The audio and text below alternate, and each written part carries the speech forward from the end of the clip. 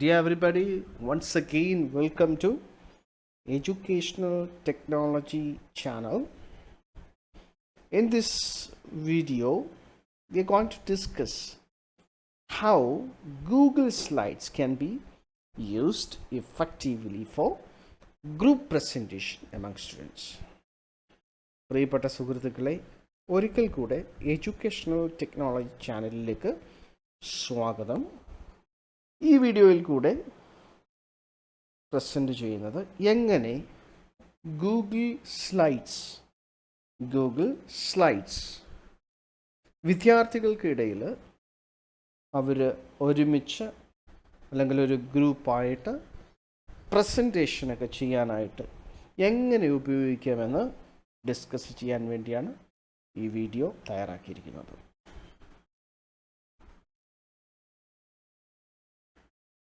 ഇപ്പോൾ ലോക്ക്ഡൗണിൻ്റെ പശ്ചാത്തലത്തിൽ വിദ്യാർത്ഥികൾക്ക് ഒരുമിച്ച് കൂടി ഒരു ഗ്രൂപ്പ് വർക്ക് ചെയ്യാനും ഒരു ഗ്രൂപ്പ് പ്രസൻറ്റേഷനൊക്കെ ചെയ്യാനായിട്ട് ബുദ്ധിമുട്ടാണ്. ഈ സാഹചര്യത്തിൽ വളരെ ഇഫക്റ്റീവായിട്ട് വളരെ പ്രയോജനപ്പെടുന്ന രീതിയിൽ ഒരു ഗ്രൂപ്പ് പ്രസൻറ്റേഷൻ ചെയ്യാനായിട്ട് ഗൂഗിൾ സ്ലൈഡ്സ് എളുപ്പത്തിൽ എങ്ങനെ നമുക്ക് യൂസ് ചെയ്യാം എന്ന് നോക്കുക.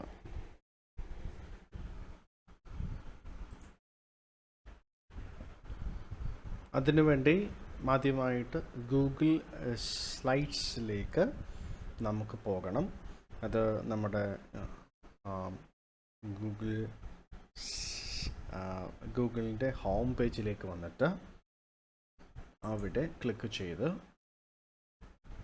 നേരെ സ്ക്രോൾ ഡൗൺ ചെയ്യുമ്പോൾ ഗൂഗിൾ സ്ലൈഡ്സ് എന്ന ഒരു ഓപ്ഷനുണ്ട്. ഗൂഗിൾ സ്ലൈഡ്സ് എന്ന ഒരു ഓപ്ഷനുണ്ട്. അതിൽ ക്ലിക്ക് ചെയ്തിട്ട് നമുക്ക് ഗൂഗിൾ സ്ലൈഡ്സിലേക്ക് പോകാൻ പറ്റും. സ്ലൈഡ്സ് ഇപ്പോൾ എൻ്റെ ഗൂഗിൾ പേജിൽ ഹോം പേജിൽ പല സ്ലൈഡുകൾ ചെയ്തിട്ടുള്ളതായി കാണാം. ഇതെല്ലാം കൊളാബറേറ്റീവായിട്ട് ചെയ്ത സ്ലൈഡുകളാണ്.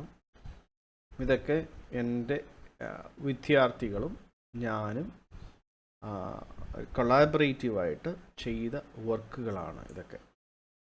സോ നമുക്ക് വളരെ പ്രയോജനകരമായിട്ട് തന്നെ നമുക്ക് ഈ സ്ലൈഡ് പ്രസൻറ്റേഷൻസ് ഉപയോഗിക്കാം.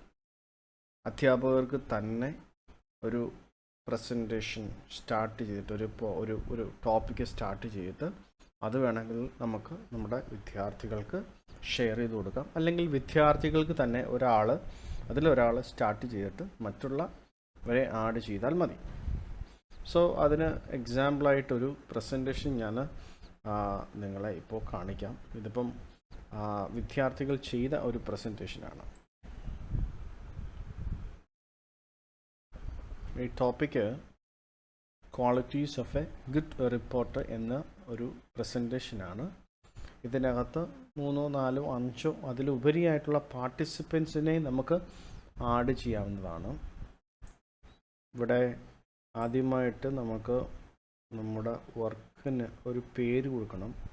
പ്രസൻറ്റേഷൻ ഒരു പേര് കൊടുക്കണം. ഇവിടെ പേര് കൊടുത്തിട്ടുണ്ട്. Qualities of A good reporter എന്ന പേരാണ് ഈ പ്രസൻറ്റേഷന് കൊടുത്തിരിക്കുന്നത്.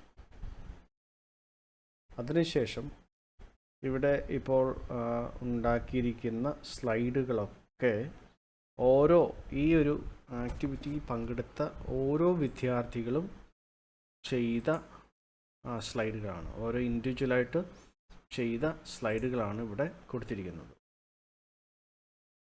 ഇപ്പോൾ ഇതിലെ ഈ ചെയ്യുന്ന വർക്ക് അല്ലെങ്കിൽ ഈ കൊളാബറേറ്റീവ് വർക്ക് ആദ്യമായി ക്രിയേറ്റ് ചെയ്യുകയും ഓട്ടോമാറ്റിക്കായിട്ട് നമ്മൾ ആ ന്യൂ വർക്ക് എടുത്ത് ന്യൂ സ്ലൈഡ് എടുത്ത് തുടങ്ങിയതിന് പേരൊക്കെ കൊടുക്കുമ്പോൾ തന്നെ അത് സേവ് ആകും, ഓട്ടോമാറ്റിക്കലി സേവ് ആകുന്നു.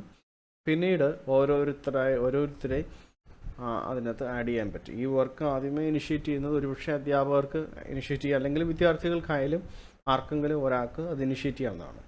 അതിനുശേഷം ഷെയർ എന്ന ഓപ്ഷനിലേക്ക് പോയ ശേഷം ഇതിനകത്ത് നമുക്ക് ഓരോരുത്തരെ, ഇപ്പോൾ ഈ ഒരു സ്ലൈഡിൻ്റെ ഓണർ ഞാനാണ്, എനിക്ക് മറ്റുള്ളവരെ ആഡ് ചെയ്യാം. ഓരോരുത്തരുടെയും ഇമെയിൽ ഇതിനകത്ത് ചേർത്തുകൊണ്ട് കൊളാബറേറ്റേഴ്സ് ആയിട്ട് അതിനകത്ത് ആഡ് ചെയ്യാം. അല്ല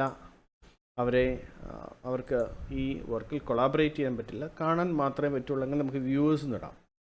ഈ ഓപ്ഷൻ നമുക്ക് കമൻറ്റ് എഡിറ്റർ എന്ന ഇതിലേക്ക് പോകുമ്പോൾ എഡിറ്റർ എന്ന് പറയുന്ന ആ ഒരു ടൈറ്റിൽ റോൾ കൊടുക്കുമ്പോൾ അവർക്ക് ഈ ഫയൽ എഡിറ്റ് ചെയ്യാനും പുതിയ സ്ലൈഡുകൾ ആഡ് ചെയ്യാനും ഇതിൽ അമെൻഡ്മെൻറ്റ് ചേഞ്ചസ് വരുത്താനൊക്കെ പറ്റും. മറിച്ച് എഡിറ്റിംഗ് പ്രിവിലേജ് നമുക്ക് എപ്പോൾ വേണമെങ്കിലും മാറ്റാം. ഉദാഹരണത്തിന് ഈ വർക്ക് കംപ്ലീറ്റ് ചെയ്ത ശേഷം അവരെ എഡിറ്റർ എന്ന് പറയുന്ന ആ ഒരു ഓപ്ഷനിൽ നിന്ന്, ആ റോളിൽ നിന്ന് അവരെ മാറ്റി വ്യൂവർ ഓപ്ഷനിലേക്ക് മാറ്റാം. അതിനുള്ള എല്ലാ സംവിധാനവും ഇതിനകത്തുണ്ട്. അതിനുശേഷം സേവ് ക്ലിക്ക് ചെയ്യുമ്പോൾ ഓട്ടോമാറ്റിക്കലി ഈ റോൾസ് എല്ലാം ഫിക്സ്ഡ് ആകും. പിന്നീടും അതിനകത്ത് നമുക്ക് മാറ്റി കൊടുക്കാം. ശേഷം ഈ താഴെ ഗെറ്റ് എ ലിങ്ക് നമുക്ക് എടുത്ത ശേഷം ആർക്കൊക്കെ അയച്ചു കൊടുക്കുന്നുണ്ടോ അവർക്കെല്ലാം ഈ പേജ് കാണാൻ പറ്റും.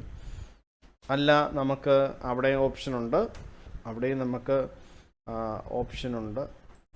ആ ഓപ്ഷൻ നമ്മൾ അയച്ചു കൊടുക്കുന്നവർക്കെല്ലാം ഇത് കാണാൻ anyone with the link viewer can view, നമുക്ക് anyone with the link can edit എന്ന് പറയുന്ന ഓപ്ഷൻ വന്നാൽ നമ്മളെ വർക്ക് കാണുന്നവർക്ക് എല്ലാം ഈ ഒരു പ്രസൻറ്റേഷൻ എഡിറ്റ് ചെയ്യാനുള്ള പെർമിഷൻ കിട്ടും.